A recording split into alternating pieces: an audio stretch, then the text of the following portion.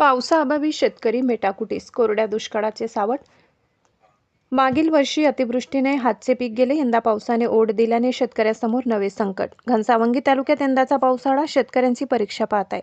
खरीप हंगामातील पिके वाढीच्या महत्त्वाच्या टप्प्यात असताना पावसाने मोठी उघडीप दिल्याने शेतकऱ्यांची चिंता दिवसेंदिवस वाढत आहे। पेरणीपासून आतापर्यंत मोठा खर्च करून उभी केलेली पिके आता पाण्याच्या प्रतीक्षेत आहेत।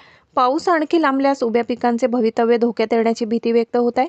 यंदा पावसाळ्याच्या सुरुवातीला झालेल्या पावसाच्या भरवशावर शेतकऱ्यांनी कापूस, सोयाबीन, मूग, तूर, मका यासह विविध खरीप पिकांची पेरणी केली। सुरुवातीला पिके जोमाने उगवल्याने शिवार हिरवेगार झाले होते, मात्र त्यानंतर पावसाने ओढ दिल्याने जमिनीतील ओलावा कमी होत आहे। अनेक ठिकाणी पिकांची वाढ खुंटली असून काही भागात पाने कोमेजण्यास सुरुवात झाली आहे। रानात पीक पण डोळे आभाळाकडे। सध्या ग्रामीण भागातील शेतकऱ्यांच्या चर्चेचा मुख्य विषय पाऊस हाच आहे। शेतात उभ्या पिकांची अवस्था पाहणे आणि आकाशात ढग दाटले आहेत का याकडे लक्ष ठेवणे असा शेतकऱ्याचा दिनक्रम झालाय।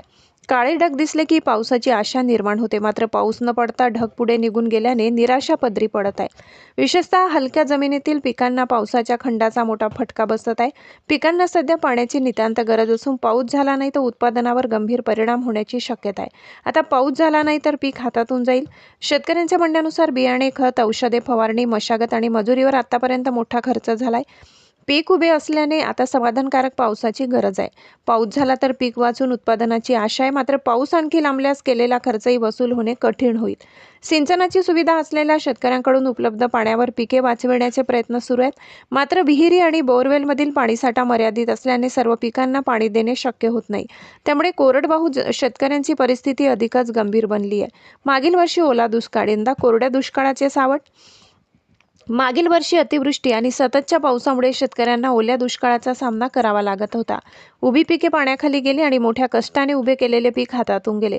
अतिवृष्टीमुळे शेतजमिनींचेही नुकसान झाले, त्यामुळे अनेक शेतकऱ्यांचे आर्थिक गणित कोलमडले। मागील वर्षी पाण्याने पीक नेले तर यंदा पावसाअभावी पीक करपण्याची वेळ आली। सलग दुसऱ्या वर्षी नैसर्गिक संकटाचा सामना करण्याची वेळ आल्याने शेतकरी आर्थिक विवंचनेत सापडलाय। शेतकऱ्यांच्या डोक्यावर कर्जाचा भार, शेतीच्या वाढत्या खर्चामुळे शेतकऱ्यांवरील आर्थिक ताणही वाढलाय। मागील हंगामातील नुकसान, यंदाच्या पेरणीचा खर्च आणि वाढत्या उत्पादन खर्चामुळे शेतकऱ्यांसमोर आर्थिक संकट उभे आहे। यंदाचे पीक चांगले येऊन मागील नुकसान काही प्रमाणात भरून निघेल अशी अपेक्षा होती, मात्र पावसाने पुन्हा दगा दिल्यास ही आशाही मावळण्याची भीती आहे। प्रशासनाने तातडीने पाहणी करावी। सध्या शेतकऱ्यांना एका दमदार पावसाची प्रतीक्षा आहे। समाधानकारक पाऊस झाल्यास जमिनीतील ओलावा वाढून पिकांना नवसंजीवनी मिळू शकते, मात्र पाऊस आणखी लांबल्यास आणखी परिस्थिती गंभीर होण्याची शक्यता आहे। प्रशासनाने घनसावंगी तालुक्यातील पिकांची प्रत्यक्ष पाहणी करून सद्यस्थितीचा आढावा घ्यावा।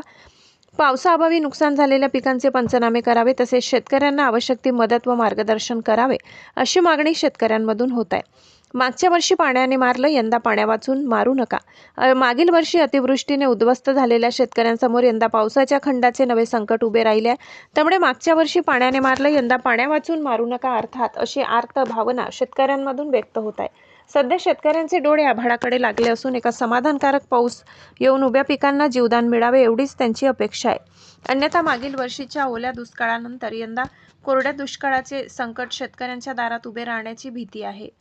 माधव न्यूज महाराष्ट्र, संपादक सुरेश पोटे। इतकंच अशा आणखी महत्त्वाच्या बातम्या पाहण्यासाठी आमच्यासोबत जोडलेले रहा। आमचा व्हिडिओ लाईक, शेअर आणि चॅनल सबस्क्राईब करायला विसरू नका। धन्यवाद।